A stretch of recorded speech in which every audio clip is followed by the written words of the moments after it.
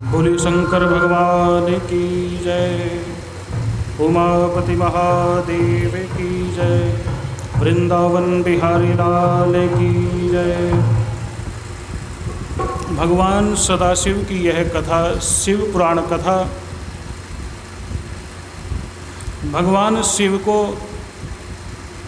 प्राप्त करने का यह सबसे सरल उपाय है। भगवान की कथा को सुनने से भगवान के प्रति प्रीति होती है, और जब भगवान से प्रीति होती है तब भगवान की प्राप्ति निश्चित रूप से हो जाती है।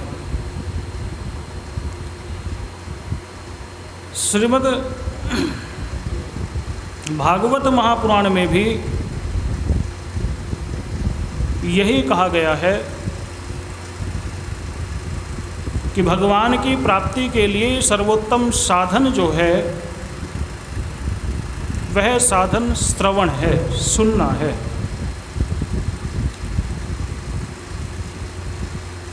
भगवान की कथा सुनने से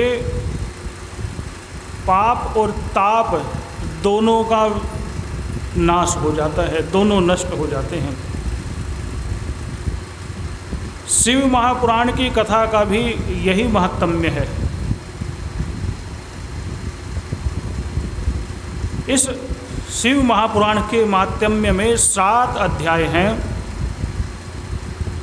और प्रथम अध्याय में शौनक ऋषि श्री सूत जी से 4 प्रश्न पूछते हैं। कल थोड़ी चर्चा हुई थी उस विषय पर। वो 4 प्रश्न कौन से हैं? पहला प्रश्न पूछते हैं, पुराणों की कथा का सार क्या है?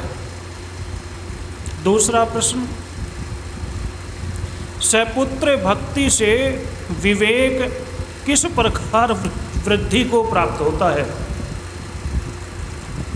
सपुत्र भक्ति महारानी के 2 पुत्र हैं। भागवत महापुराण की कथा में आपने सुना है, एक पुत्र का नाम है ज्ञान और दूसरे का नाम वैराग्य। ज्ञान और वैराग्य से जो युक्त है वह माँ भक्ति, उस भक्ति की महिमा यह है कि उससे विवेक जागृत होता है। विवेक जागृत हो जाता है। भगवान ने बुद्धि सबको दी है, बुद्धि से भी श्रेष्ठ विवेक है। विवेक जब जागृत हो जाता है तो मनुष्य को मोक्ष पद सुलभ हो जाता है। भक्ति महारानी की एक दासी है जिसका नाम है मुक्ति। मुक्ति महारानी उसकी सेवा करती है, जिसको भक्ति महारानी कह देती है कि जाओ तुम इसकी सेवा करो। तो भक्ति की दासी है मुक्ति, और मुक्ति की प्राप्ति उसको होती है जिसका विवेक जागृत हो जाए। और विवेक किस प्रकार जागृत होता है यह पूछा। असुरता के शोधन के क्या उपाय है? काम, क्रोध, मद, लोभ, मत्सरता इत्यादि जो यह आसुरी संपत्ति है, आसुरी भाव है, इस आसुरी भाव से बचने का उपाय क्या है? और चौथा प्रश्न पूछा, उत्तम साधन कौन सा है? पवित्र को भी पवित्र कर दे ऐसा कौन सा साधन है? तब सूत जी बड़े प्रसन्न होते हैं और प्रसन्न होकर के कहते हैं, शिव तोष करम दिव्यम शृणु वत्स रसायनम। सूत जी कह रहे हैं कि हे शौनक जी, तुम्हारा प्रश्न बहुत अच्छा है। इन चारों प्रश्नों का उत्तर एक ही ग्रंथ में है, और वह ग्रंथ है भगवान शिव पुराण। शिव पुराण में इन चारों प्रश्नों का उत्तर है, और यह भगवान शिव को प्रसन्न करने वाला है। शिव तोष करम दिव्यम, और दिव्य है, इसलिए हे वत्स मैं तुम्हें यह सुना रहा हूँ। बोलो शिव पुराण भगवान की जय। इस शिव पुराण को सुनने का क्या लाभ है? काल व्याल महात्रास विध्वंस कर्म उत्तमम। काल रूपी सर्प के त्रास को, दुख को जो नष्ट कर दे, ऐसा यह उत्तम ग्रंथ है। शैव पुराणम परम शिवेन नोक्तम पुरा मुने। यह भगवान शिव की प्राप्ति कराने वाला ग्रंथ है।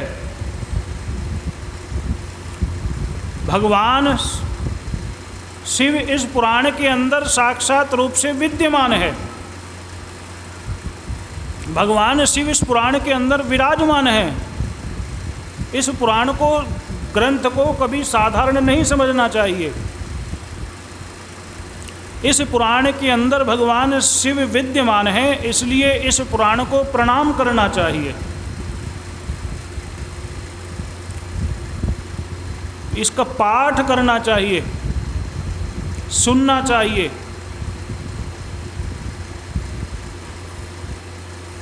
ऐसा करने से भगवान शिव की प्राप्ति हो जाती है।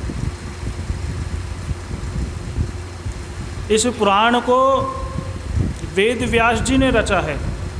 वही वेद व्यास जी जिन्होंने 18 पुराण, महाभारत आदि ग्रंथ और वेद भगवान के 4 भाग किए हैं, वही वेद व्यास जी इस पुराण के भी रचयिता हैं। वेद व्यास जी को यह ज्ञान देने वाले सनत कुमार हैं। सनत कुमारों के मुख से सुन करके वेद व्यास जी ने इस पुराण को लिखा है। और लिखने का उद्देश्य यह है कि कलयुग में उत्पन्न होने वाले मनुष्य का हित हो जाए। ये जो देह गेह में आसक्त जीव हैं, इनका किसी प्रकार से कल्याण हो जाए।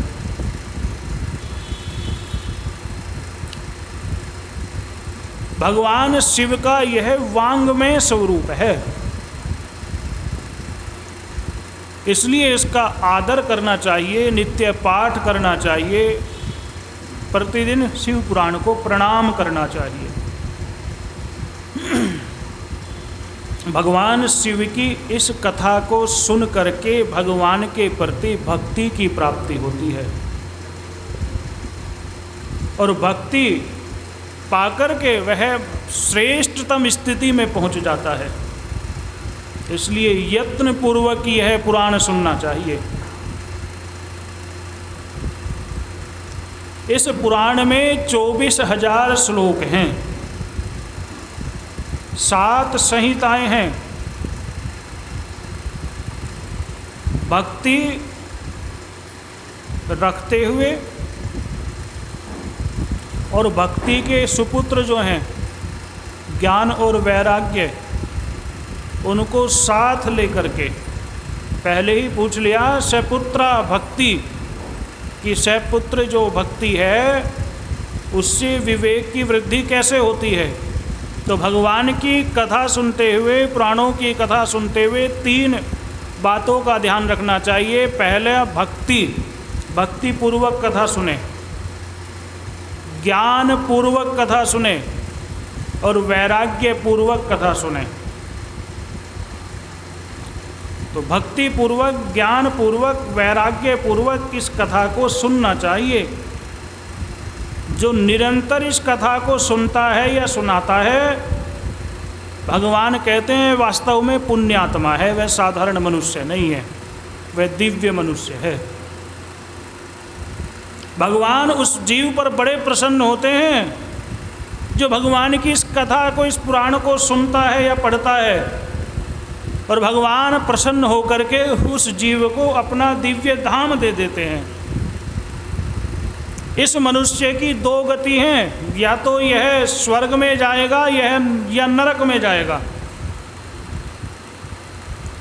पुण्य करेगा स्वर्ग में जाएगा, पाप करेगा तो नरक में जाएगा। और जिसके पुण्य पाप बराबर हों वो मनुष्य लोक पर पैदा होगा। जिसके पाप भी हैं और पुण्य भी हैं, तो वो क्या होगा, वह मनुष्य बन करके पैदा होगा। लेकिन इस पुराण को सुनने का एक विशेष फल यह है कि इससे भी ऊपर भगवान शिव के लोक की प्राप्ति यह पुराण करा देगा। शिवलोकमवाप्नोति शिवेन सह मोदते, भगवान शिव के लोक को प्राप्त करा देगा। तो जिसे जिसे भगवान शिव की प्राप्ति करनी है उस व्यक्ति को यह शिव पुराण की कथा अवश्य सुननी चाहिए। बोलो शंकर भगवान की। महात्म्य का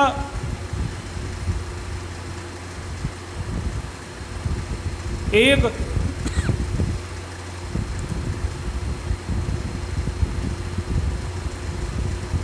प्रश्न उठता है कि महात्म्य सुनकर के क्या लाभ मिलता है।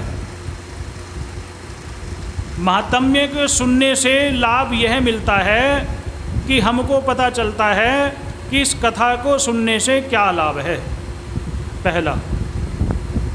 दूसरा, इस कथा को सुन करके किस किस की मुक्ति हुई है, कौन कौन मुक्त हुआ है।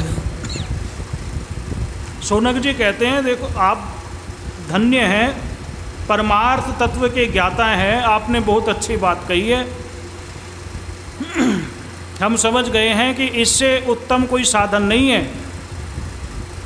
लेकिन ये बताइए, इस कथा को सुनकर के कोई मुक्त भी हुआ है? भगवान की कथा की आप प्रशंसा कर रहे हैं, आप कह रहे हैं ये कथा बहुत अच्छी है, इस कथा को सुनने से भक्ति ज्ञान वैराग्य की प्राप्ति होती है, विवेक जागृत होता है, विवेक की वृद्धि होती है, इस कथा को सुनने से भगवान का धाम मिलता है। तो सूत जी से कह रहे हैं, गुरु जी बताइए, इस कथा को सुनकर के कोई मुक्त भी हुआ है? कल बताया, शौनक ऋषि ऐसे प्रश्न पूछते थे कि सुनाने वाला ना चाहते हुए भी जो रहस्यमय बातें हैं वह बातें भी उस शौनक जी की श्रद्धा पर मुग्ध होकर के रहस्यपूर्ण कथाएं भी सुना देते थे। तो यहाँ जब सूत जी से ऐसा पूछा कि इस कथा को सुनकर के कोई मुक्त भी हुआ है और इस कथा को सुनकर के कौन कौन से पापी शुद्ध हुए हैं, आप हमें कृपा पूर्वक बताइए। प्रश्न तो सब पूछते हैं, लेकिन प्रश्न पूछना महत्वपूर्ण नहीं है। महत्वपूर्ण है प्रश्न कैसे पूछा जाए, प्रश्न के पूछने का तरीका महत्वपूर्ण है। कोई यदि नेत्रहीन व्यक्ति आ जाए तो उससे एक व्यक्ति तो सीधा सीधा पूछ लेगा, भाई तेरी आँख कैसे फूटी है, बता तो अंधा कैसे हो गया। और दूसरा व्यक्ति बड़े स्नेहपूर्वक पूछेगा, भैया ये कैसे हुआ आपके साथ, ये इतनी बड़ी दुर्घटना आपके साथ कैसे हुई। पूछ तो दोनों एक ही बात रहे हैं, लेकिन दोनों के पूछने में एक तो कह रहे बता तेरी आँख कैसे फूटी, दूसरा कह रहा है भैया ये आपके साथ कैसे हुआ, कोई दुर्घटना हुई आपके साथ। तो दोनों के प्रश्न तो एक ही हैं, पूछने का तरीका अलग अलग है। पहले वाले को भले ही चाहे प्रश्न का उत्तर न मिले, जो कह रहा तेरी आँख कैसे फूटी, लेकिन जो दूसरा स्नेहपूर्वक पूछ रहा है वह उसको ज़रूर बताएगा, भैया मेरे साथ ऐसे हुआ था। तो शौनक ऋषि प्रश्न को पूछने में कुशल हैं। उन्होंने कहा कि कोई इस कथा को सुन करके मुक्त भी हुआ है, लेकिन आगे एक बात और कह दी कि आप हमें कृपा पूर्वक बताइए, क्योंकि आपके मुख से जो वचन निकलता है उस वचन से जगत का कल्याण होता है। कितनी सुंदर बात कही। ऐसा सुनते ही सूत जी कहने लगे कि देखो कौन इस कथा को सुनने से मुक्त होता है, तो आप सुनिए, जो मनुष्य पापी है, दुराचारी है, दुष्ट है, काम क्रोध आदि में निरंतर डूबा रहने वाला है, ऐसा व्यक्ति भी यदि इस भगवान की इस कथा को सुन ले तो वह भी शुद्ध हो जाता है। साधारण मनुष्य कथा सुने उसमें तो उसकी मुक्ति में कोई संदेह है ही नहीं। भक्त कथा सुने उसकी मुक्ति में कोई संदेह नहीं है, लेकिन यदि पापी, दुराचारी, दुष्ट, दिन रात पाप करने वाला व्यक्ति भी भगवान की कथा सुन ले तो वह भी शुद्ध हो जाता है। ये शिव पुराण की महिमा है। बोलो शंकर भगवान की।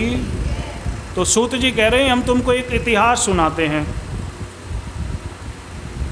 और उस कथा को सुनने से यद्यपि वह कथा एक पापी की है, पाप की चर्चा भी पाप ही प्रदान करती है। हमारे धर्मशास्त्रों में कहा है पाप से घृणा करो, पाप की तो चर्चा भी मत करो और पापी का संग मत करो। यदि पाप कर्मों से बचना है, पाप की चर्चा नहीं करनी और पापी का संग नहीं करना, पाप से दूर रहो। लेकिन सूत जी कहते हैं ये जो कथा है भले ही पापी की है, इस कथा को सुनने से पाप नहीं लगेगा, अपितु इस कथा को सुनने से पाप नष्ट हो जाएंगे। बोलो शंकर भगवान की। ऐसी अद्भुत कथा है।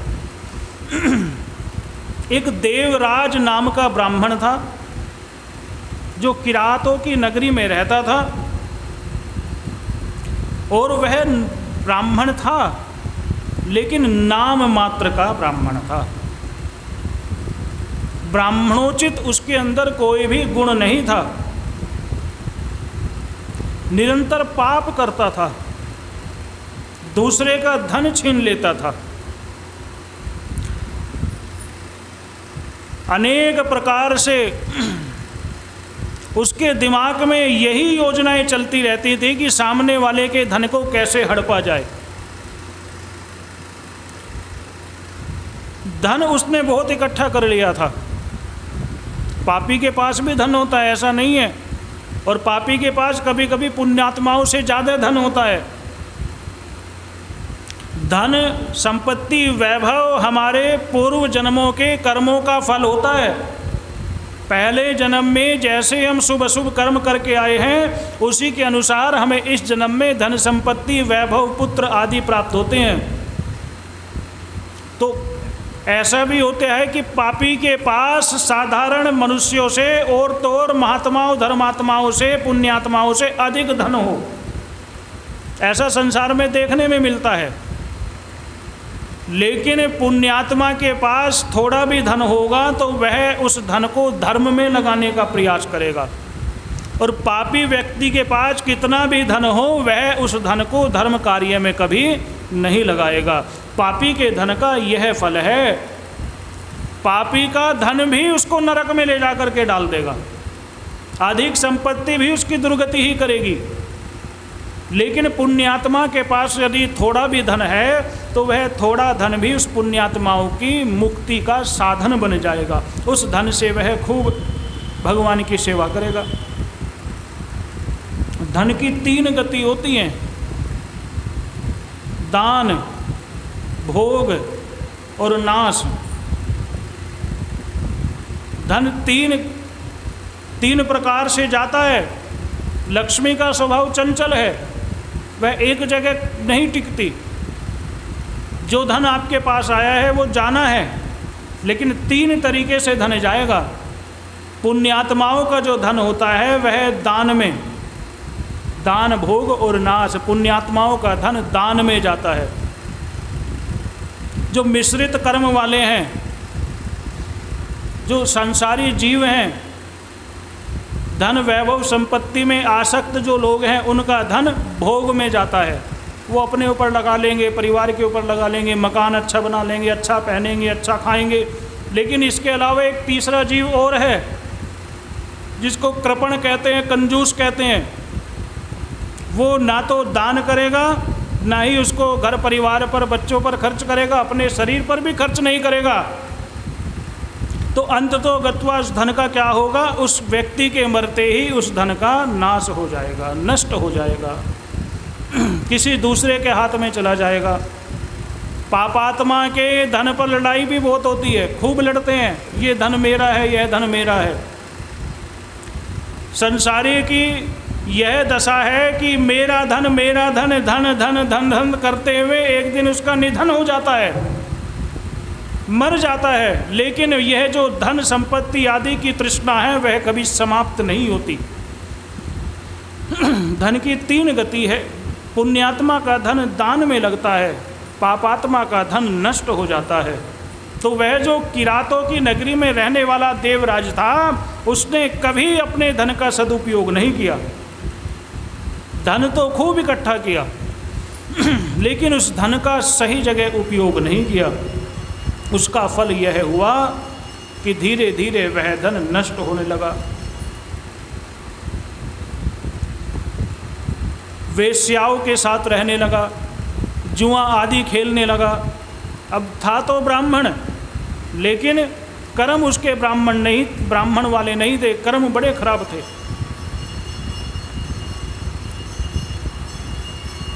एक दिन वह घूमते घूमते झूसी में पहुंच गया। प्रयाग के पास है झूसी।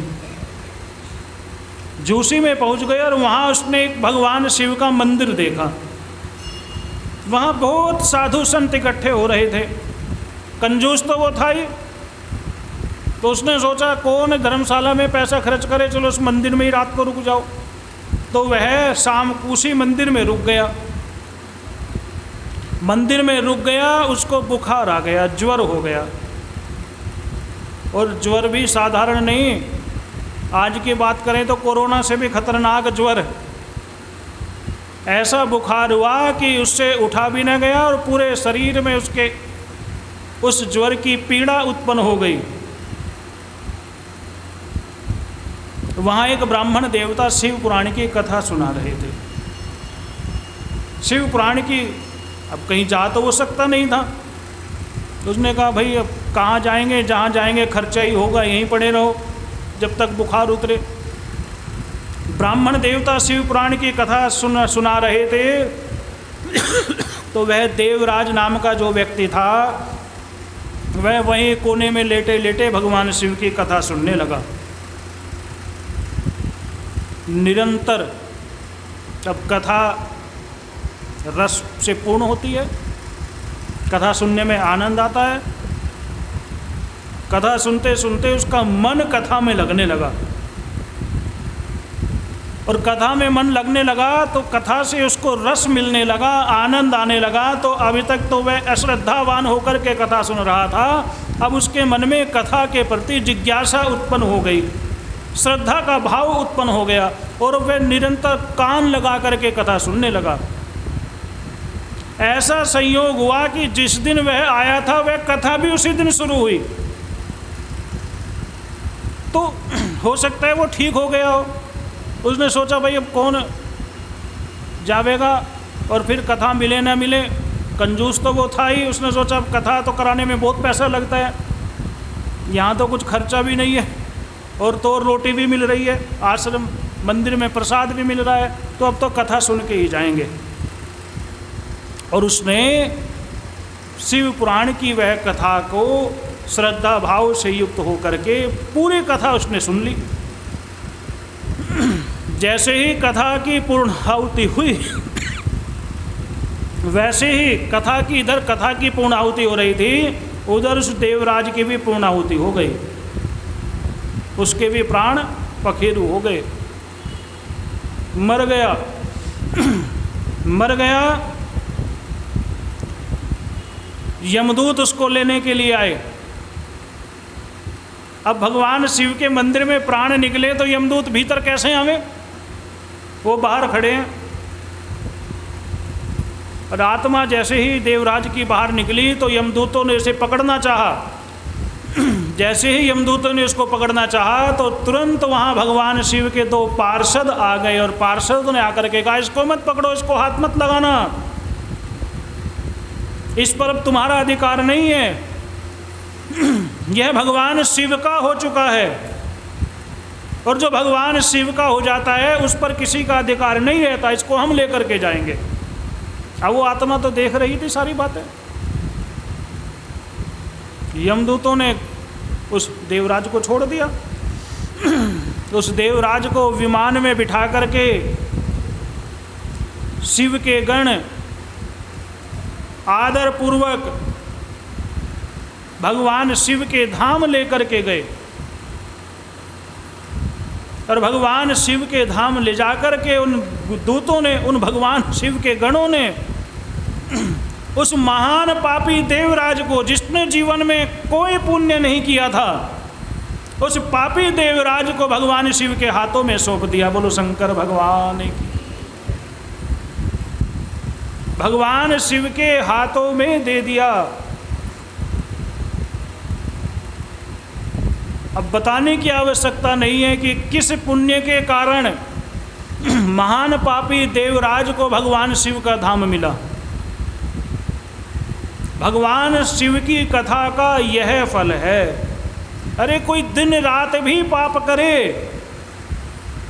और भगवान शिव की कथा सुने, और कथा सुन करके जब वैराग्य उत्पन्न हो, अपने पापों को देख करके जब उसको अपने पापों से घृणा हो, भगवान की कथा दर्पण है। दर्पण के सामने जब आप खड़े होते हो तो आप जो हो वही दर्पण दिखाता है। आपके माथे पर बिंदी होगी तो दर्पण में बिंदी दिखाई देगी, नहीं होगी तो बोलो नहीं दिखाई देगी। भगवान शिव की यह कथा दर्पण है। मुखड़ा देख ले प्राणी जरा दर्पण में, तो ये दर्पण है, इसमें अपना पाप पुण्य अपने जीवन को देखना चाहिए। और जब भगवान की कथा सुन करके मन में पापों के प्रति घृणा हो तो संकल्प करे कि आज के बाद मैं कोई पाप नहीं करूँगा।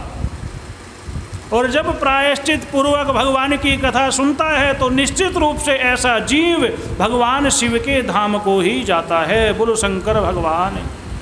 कथा भी सुने और पाप भी करे, उसकी शुद्धि का कोई उपाय नहीं है। कथा सुन करके पापों से दूर हो जाए, कथा सुन करके पापों को न करने का मन में संकल्प कर ले कि मैं आज से कोई पाप नहीं करूँगा, तो भगवान की कथा ऐसी है कि देवराज जैसे महापापी की मुक्ति कर देती है, फिर हमारे तुम्हारे जैसे साधारण जीवों की मुक्ति क्यों नहीं होगी। बोलो शंकर भगवान की। तो शौनक जी ने कहा कि आप तो सर्वज्ञ हैं, आपके कृपा प्रसाद से हम कृतार्थ हो गए हैं, और ये कथा सुनकर के मेरे मन में बड़ा आनंद हुआ है। अब आप ऐसी ही कोई कथा सुनाइए जिससे भगवान शिव के प्रति प्रेम जागे, भगवान शिव के प्रति अनुराग की वृद्धि हो, ऐसी ही कोई कथा सुनाइए। तब शौनक सूत जी कहते हैं, सुनो एक कथा मैं आपको और सुनाता हूँ। वह कथा है चंचुला की कथा। ये जो चंचुला थी, समुद्र के किनारे एक नगर था। उस नगर में एक वास्कल नाम का ग्राम था। ऐसा वह गांव था कि उस गांव में एक भी पुण्यात्मा नहीं रहते था। सारे के सारे पापी जीव उस गांव में बसते थे। उस गांव में न तो भगवान शिव का मंदिर था, न यज्ञ पूजा पाठ होती थी। ब्राह्मण आदि सारे वर्ण वहाँ पर धर्म से विमुख थे, कोई धर्म का पालन नहीं करता था। वहाँ एक ब्राह्मण रहता था, बिंदुक उसका नाम था। क्या नाम था? बिंदुक। वह भी नाम मात्र का ब्राह्मण था, जन्म से ब्राह्मण था, कर्म उसके ब्राह्मण वाले नहीं थे। पापी था, अधम था, दुरात्मा था। उसकी जिस स्त्री से उसका विवाह हुआ उसका नाम था चंचुला। वह चंचला अपने माता पिता के घर में रह कर के खूब धर्म कर्म करती थी, बहुत पूजा पाठ करती थी, व्रत उपवास आदि किया करती थी। लेकिन विवाह होकर के जिस घर में आई उस घर में व्रत उपवास तीर्थ पूजा यज्ञ अनुष्ठान कुछ नहीं होता था। अब जब गांव में न कोई देव स्थान था तो वह कहाँ जा कर के उपासना करती। आरंभ में शुरू में तो उसने भगवान की पूजा भी की, लेकिन कल भी बात चली पति अनुकूल हो तो धर्म कर्म भी सरलता से हो जाता है, पति प्रतिकूल हो तो धर्म कर्म भी छूट जाता है। तो धीरे धीरे उस चंचला का धर्म कर्म छूट गया, पूजा पाठ यज्ञ अनुष्ठान सब उसका समाप्त हो गया। जैसी संगत में रहती थी वैसा ही उसका स्वभाव हो गया। पतिव्रता थी लेकिन पति भ्रष्ट था, अनेकानेक स्त्रियों के पास जाता था। और शिव पुराण कह रही है कि वो गांव ही भ्रष्ट लोगों का था। तो वहाँ तो सभी स्त्री पुरुष स्वेच्छाचारी थे, कुमार्ग पर चलने वाले थे। चंचला सुंदर थी, पति सम्मान नहीं करता था। जब अन्य स्त्रियों के प्रति आसक्त होगा तो अपनी पत्नी का क्या सम्मान करेगा। तो एक बार किसी पर पुरुष ने उस चंचला को अपने प्रेम पास में फंसा लिया। वो तो गांव ही ऐसा था। तो वो जो सीधी सादी पतिव्रता नारी थी पर पुरुष के माया जाल में फंस गई, उसके स्नेह पास में फंस गई और उस स्नेह पास में फंस करके अपने पतिव्रत धर्म को उसने भ्रष्ट कर लिया। पतिव्रत धर्म उसका भ्रष्ट हुआ। एक दिन अपने पति की अनुपस्थिति में वह पर पुरुष के साथ एकांत में बैठी थी। इतने में वहाँ उसका पति आ गया। उसने उसको दूसरी स्त्री के साथ देख लिया, पुरुष के साथ देख लिया। पति ने उसको डांटा पीटा, मारने लगा। पत्नी ने रोते हुए कहा, देखो मैं जब यहाँ आई थी ऐसी नहीं थी, मैं भी पूरी धर्मात्मा थी, पूजा पाठ करती थी, तुम्हारी संगति में रह कर के बिगड़ी हूँ। यदि पाप करने में मेरा दोष है तो तुम्हारा भी उतना ही बराबर दोष है। मैं अकेली दोषी नहीं हूँ। मैं पर पुरुष के साथ नहीं रहती, तुम भी पर स्त्रियों के साथ अनुरक्त रहते हो, पर स्त्रियों में रहते हो। तो पति ने मारा नहीं और उससे कहा, अच्छा चल एक काम कर तू, मुझे तेरे इस काम से कोई दिक्कत नहीं है। अब पापी तो पाप पूर्ण बातें ही करेगा ना। मुझे तेरे इस काम से कोई दिक्कत नहीं है, यदि तो उस पुरुष से बदले में धन ला सके तो। ऐसा उसने कहा। अब वो स्त्री क्या करती। अब उस स्त्री ने जो कार्य पतिव्रता नारियों के लिए स्वप्न में भी करने योग्य नहीं है वह कार्य करने लगी। अब दोनों पति पत्नी दिन रात पाप में डूबने लगे। स्त्री पर पुरुषों से पैसा लेकर के आती, अपने पति को देती। पति को धन मिल रहा था तो उसने अब पत्नी को रोकना ही बंद कर दिया। रोके भी कैसे, जब पति खुद ही पापी था। अब पहले बिंदुक की मृत्यु हुई और बिंदुक मर करके नरकों में गया। 84 लाख नरक हैं, उसमें से एक नरक ऐसा है जिसमें ऐसे ही स्त्री पुरुषों को रखा जाता है जो अपने धर्म की रक्षा करने में असफल हो जाते हैं। स्त्री के लिए ही पतिव्रत धर्म का नियम नहीं है, पुरुष के लिए भी पत्नीव्रत धर्म का नियम है। केवल स्त्री पतिव्रत धर्म का पालन करे ऐसा नहीं लिखा, पुरुष को भी पत्नीव्रत धर्म का पालन करना चाहिए। ऐसे स्त्री पुरुष जो अपने धर्म को त्याग चुके हैं उन पुरुषों को एक नरक में रखा जाता है। उस नरक में लोहे की, ठोस लोहे की मूर्तियां बनाई जाती हैं स्त्री पुरुषों की। सुंदर मूर्ति देख करके लगे कि ये वास्तव में मूर्ति नहीं है, ये तो कोई स्त्री या पुरुष ही है। और लोहे की मूर्ति बनाई जाती है, खूब उसके अंदर आकर्षण भरा जाता है, और उस लोहे की मूर्ति को फिर आग में तपाया जाता है, लाल किया जाता है उस लोहे को। और ऐसे स्त्री पुरुषों को फिर इस लोहे से लिपटने के लिए, आलिंगनबद्ध करने के लिए विवश किया जाता है। अब तपते हुए लोहे से, यदि गले तपते हुए लोहे को अपने हृदय से लगाओगे तो क्या होगा? लाल लोहे को जब वह शरीर से स्पर्श करता है तो वह भी जल करके उसके शरीर में भी बड़े बड़े छाले पड़ जाते हैं। और जब तक वह हाय हाय विलाप करता है, खूब रोता है, खूब चिल्लाता है, लेकिन यमदूत उसकी बात नहीं सुनते। अरे कहते हैं, अरे तूने जीवन भर यही तो किया, पर स्त्री को देख करके, पर पुरुष को देख करके तेरे अंदर काम भाव जाग गया, बड़ा काम भाव पैदा करता था। अब देख वही तो स्त्री है जिसके पीछे तू भागा फिरता था, अब लग इसके गले। और विवश होकर के उसको उस लोहे के, तपते हुए लोहे से उसको लिपटाया जाता है, और उसकी देह आग में जल करके मानो जैसे बैंगन भुन जाता हो, उसकी देह जल भुन जाती है। तो यमदूतों ने बिंदुक को ले जा करके नरकों में डाल दिया, और नरकों में डाल दिया। उसके बाद वह एक पर्वत पर पिशाच बन करके पैदा हुआ, पिशाच बना। उधर वो जो चंचला थी, अब तो पति मर गया,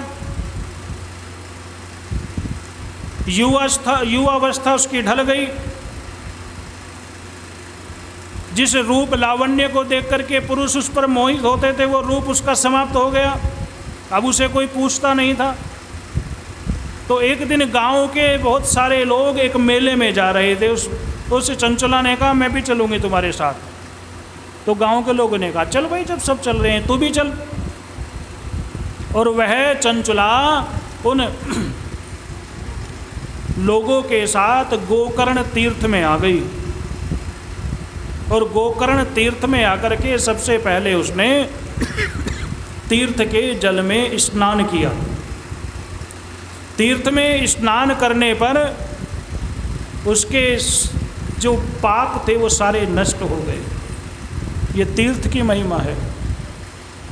जितने संसार भर के पाप हैं उनको कर लिया जाए, और उन पापों को करके तीर्थ में आ जाए, और तीर्थ में 3 रात्रि रहे, तीर्थ के जल से स्नान करे, तीर्थ के अधिष्ठात्र देवता की पूजा करे, उनका दर्शन करे, तीर्थ में रहने वाले ब्राह्मणों का सत्कार करे, तीर्थ में रहने वाले संत महापुरुष महात्माओं का दर्शन करे, 3 रात रुके। तो ऐसा करने से संसार भर के पाप, जीवन भर के पाप उसके नष्ट हो जाते हैं। ये तीर्थ की महिमा है। और आगे और कहा गया है कि दुनिया भर के किए गए पाप तीर्थ में नष्ट हो जाते हैं, और तीर्थ में किया गया पाप, जो तीर्थ में जाकर के पाप करे तो वह तीर्थ में किया गया पाप वज्रलेख हो जाता है। पत्थर पर लिखे हुए अक्षरों की भांति नष्ट नहीं होता, वो हमेशा विद्यमान रहता है, वो कभी समाप्त नहीं होता। अन्य क्षेत्रों में किए गए पाप तीर्थ में नष्ट हो जाते हैं, और तीर्थ में किया गया पाप कभी नष्ट नहीं होता, उसका महान दोष होता है। इसलिए जब भी तीर्थ में जाओ तो भूल कर भी कोई पाप न करो, पुण्य करो या न करो, तीर्थ के जल में स्नान करो या न करो, ब्राह्मणों की पूजा करो या न करो, संत महात्माओं के दर्शन करो या न करो, तीर्थ के देवता की पूजा करो या न करो, लेकिन तीर्थ में रह कर के पाप भूल कर भी नहीं करना चाहिए। तीर्थ में किया गया पाप किसी भी प्रायश्चित से नष्ट नहीं होता। तो उस चंचला ने पहले तो तीर्थ के जल में स्नान किया, स्नान करके वो मेला घूमने लगी। मेले में घूमने आई थी ना वो तो, और मेले में घूमने आई, मेले में बहुत भीड़ थी। और मेले में वो अपने गांव के उन लोगों से बिछुड़ गई। क्या हो गई? कहते हैं कुंभ में बिछड़ा हुआ 12 साल में ही मिलता था, अगले कुंभ में ही मिलता था जो कुंभ में बिछड़ जाता था। तो वह उस मेले में बिछड़ गई। पहले तो उन लोगों को ढूंढा, जब वो नहीं मिले घबरा गई, भूख प्यास उसको सताने लगी। तो उसने सोचा चलो कोई तो लेने आवेगा ही। तो क्या विचार किया, वहाँ एक शिवालय था, भगवान शिव का मंदिर था, उस मंदिर के अंदर जा कर के बैठ गई। वहाँ पर पंडित जी कथा सुना रहे थे और कथा वो सुनने लगी।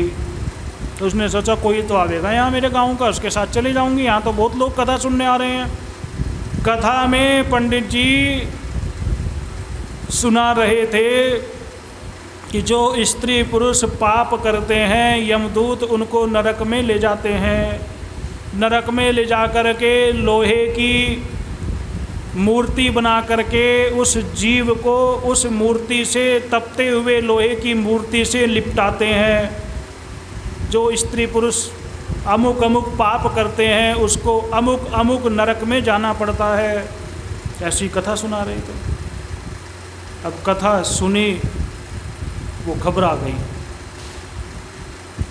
सोचने लगी जितने भी पाप हैं जो पंडित जी बता रहे हैं वो सारे पाप मेरे द्वारा हुए हैं। रोने लगी, आंखों में आंसू आ गए। मैं क्या करूंगी अब तो मुझे नरक में जाना पड़ेगा। नरक में जाऊंगी तो यमदूत मुझे बहुत मारेंगे। अब तो मेरा जीवन भी इतना नहीं रहा कि इन पापों को प्रायश्चित कर लूं। अब तो शाम ढल चुकी है, अब तो जीवन की सांझ होने को आई है, कैसे मैं पापों का प्रायश्चित करूं? मैं भोली सी जिसको पति का भी सहारा नहीं है, अब मैं क्या करूंगी? और सोचने लगी पहले मैं कितनी पूजा पाठ करती थी, जब से मेरा विवाह हुआ मेरा सारा पूजा पाठ छूट गया। और आंखों में उसके आंसू आने लगे और आंसू टपकने लगे।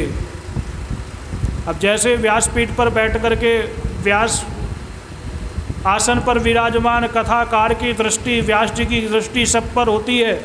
आप कहाँ देख रहे हैं, किससे बात कर रहे हैं, आपके शरीर की चेष्टाएं क्या हैं, कथावाचक की दृष्टि पड़ती है। तो उन पंडित जी की भी दृष्टि पड़ी। वो जो बुढ़िया थी एक कोनों में बैठ कर के आंसू बहा रही थी, रो रही थी, कथा सब सुन रहे थे, लेकिन प्रभाव एक पर हो रहा था। अरे इस संसार में ऐसा कोई जीव नहीं है जिसने पाप न किया हो। कोई अनजाने में पाप कर बैठता है, कोई स्वभावतः निरंतर पाप करता है। इस पृथ्वी पर जो पैदा हो गया ऐसा कोई मनुष्य नहीं है जिससे जाने अनजाने कोई पाप न हुआ हो। लेकिन कथा का प्रभाव सब पर नहीं होता। बहुत से लोग तो इन कथाओं को कपोल कल्पित कह करके, यह कह करके कि अरे कहाँ किसने देखा, कहाँ है नरक, जो कुछ है सब यही है, अपनी बुद्धि की कल्पनाओं से, कुतर्कों से कथाओं का खंडन कर देते हैं। बहुत लोग तो ऐसे हैं, अरे तो पंडित जी का काम है, रोज ही सुनाते हैं, क्या होगा इससे, किसने देखे हैं नरक। तो कथा तो सब सुनते हैं, लेकिन कथा का प्रभाव हर किसी पर नहीं होता।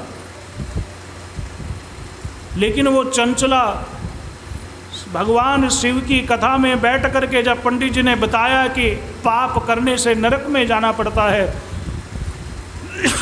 बड़ा कठोर दंड मिलता है, वह बेचारी रोने लगी, आंसू बहाने लगी, आंखों से आंसू टपकने लगे। अपना पाप ही जीव को डराता है। जो हम पाप करते हैं वही पाप हमें डराता है। रोने लगी, पंडित जी की दृष्टि उस पर पड़ी। पंडित जी समझ नहीं पाए। पंडित जी ने सोचा कोई दुखियारी है, कोई संसार का कष्ट होगा, कहीं ऐसा ना हो कि अपने परिवार से बिछड़ गई हो और इसके परिवार के सदस्य से मिल ना रहे हों, और ये उन्हें याद करके कि मिलूंगी या नहीं मिलूंगी ये रो रही हो कि कोई मिलेगा नहीं मिलेगा। पंडित जी की दृष्टि उसी पर रही, पूरी कथा वह रोती रही। आज कथा का प्रसंग ही ऐसा था कि पूरी कथा में नरकों की ही चर्चा होती रही, पापियों की ही चर्चा होती रही।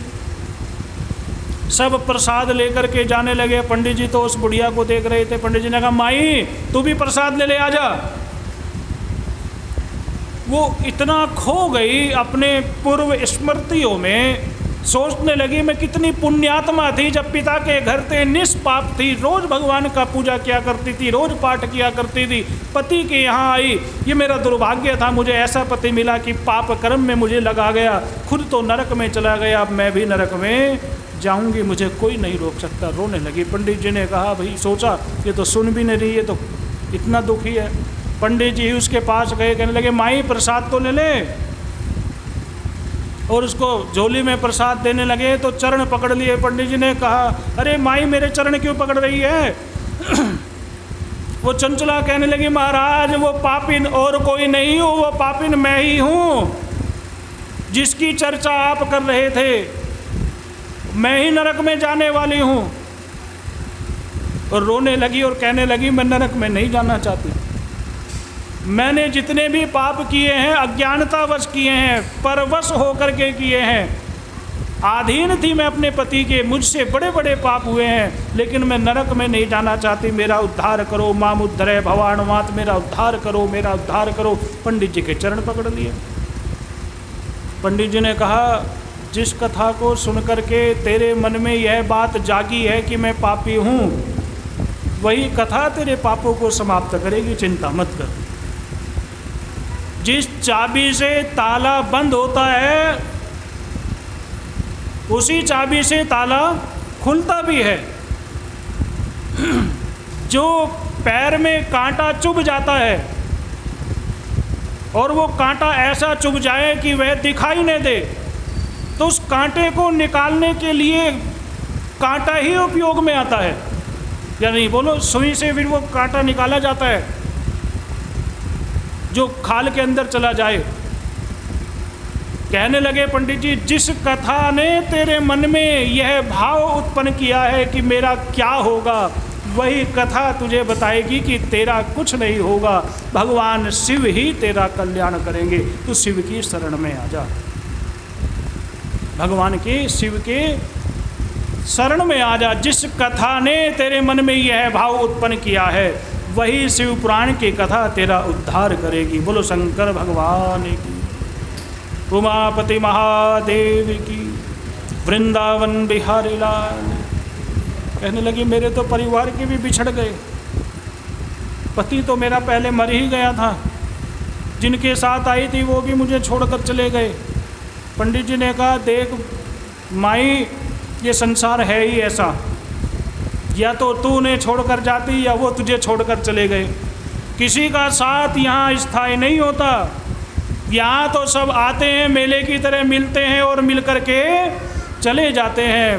2 दिन का जग में मेला, सब चला चली का खेला। 2 दिन का जग में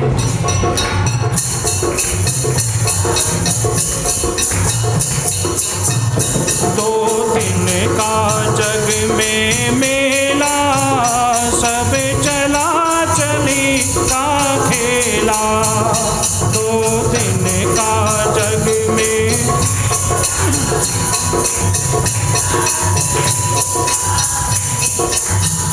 कोई चला गया कोई जावे, कोई चला गया, कोई गठरी बांध सिधावे, कोई गठरी बांध,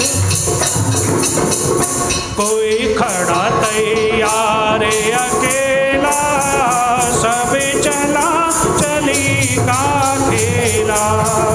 2 दिन का जग में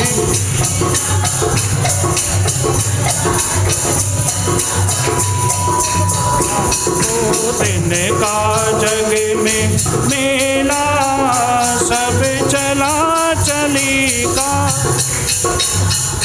2 दिन का जग में मेला, सब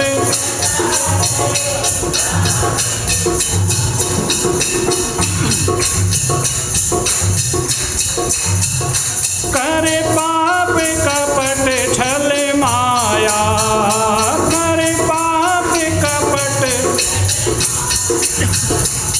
धन लाख करोड़ कमाया, धन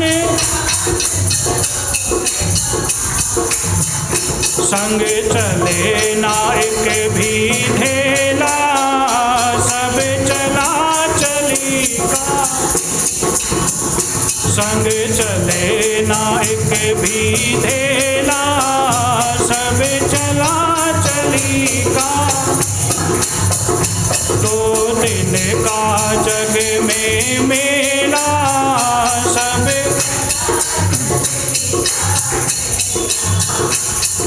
माते पिता सुत नारी, तेरे माते पिता सुत,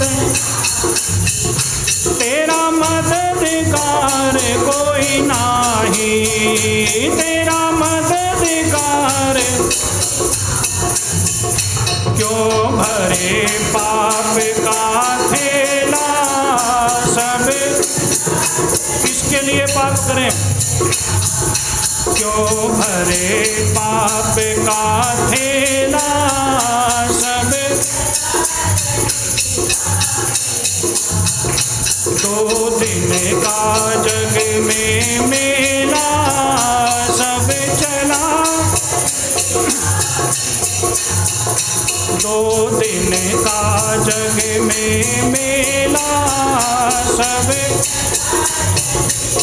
पंडित जी कहने लगे, यह नश्वर सब संसारा, यह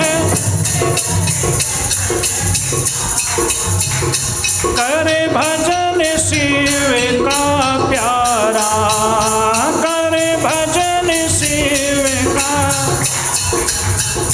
शिव शंकर बोल सुन चेला, सब चला चली का मेला। शिव शंकर बोल सुन चेला, सब 2 दिन का जग में मेला, सब 2 दिन का जग में मेला, सब। ब्राह्मण कहने लगे, यहाँ संसार में किसी की प्रीति स्थिर नहीं है, या तो तुझे छोड़कर जाना होगा या वो तुझे तो उनको छोड़कर चली जाएगी। चंचला ने कहा, ब्राह्मण देवता फिर मैं क्या करूं? कहने लगी, कैसे मेरे पाप छूटेंगे? भगवान शिव ने कहा, भगवान शिव के उस भक्त ने कहा, देख, एक तो भविष्य में पाप न करने का संकल्प कर ले। अभी संकल्प कर कि आज के बाद, आज से, अभी से मैं कोई पाप नहीं करूँगी। चंचला ने कहा, महाराज कर लिया, अब कोई पाप नहीं करूँगी, भोजन मिले ना मिले, अब कोई पाप करूँगी नहीं। फिर कहा कि अब अपने आप को भगवान शिव को समर्पित कर दे, कह दे, भगवान मैं आपकी हूँ, आप मेरे हो, मैं कितनी भी बड़ी पापिन क्यों ना हूँ, आप मेरे पापों को नष्ट करें और पापों को समाप्त करके मुझे पवित्र कर दें। अगर नाथ देखोगे अवगुण हमारे, अगर नाथ दे, भगवान से प्रार्थना कर, अगर नाथ देखोगे अवगुण हमारे, तो हम कैसे भव से लगेंगे किनारे। अगर नाथ दे, हे प्रभु, मैं भले ही कितनी बड़ी पापिन हूँ, मैं आपको, अपने आप को आपके चरणों में समर्पित करती हूँ, शरणागत होती हूँ। पंडित जी ने ऐसी बात कही, चंचला का मन भगवान के चरणों में लग गया। गुरु योग्य मिल जाए तो शिष्य के उद्धार होने में कोई संदेह नहीं होता। गुरु की कृपा जिस पर हो जाए, बड़े से बड़ा पापी भी क्यों ना हो, वह पवित्र हो जाता है। ये गुरु की कृपा है। कहा कि पश्चाताप बड़े से बड़े पाप को नष्ट कर देता है। इस संसार में करोड़ों लोग तो ऐसे हैं पाप करके भी अपने आप को पुण्यात्मा बताते हैं।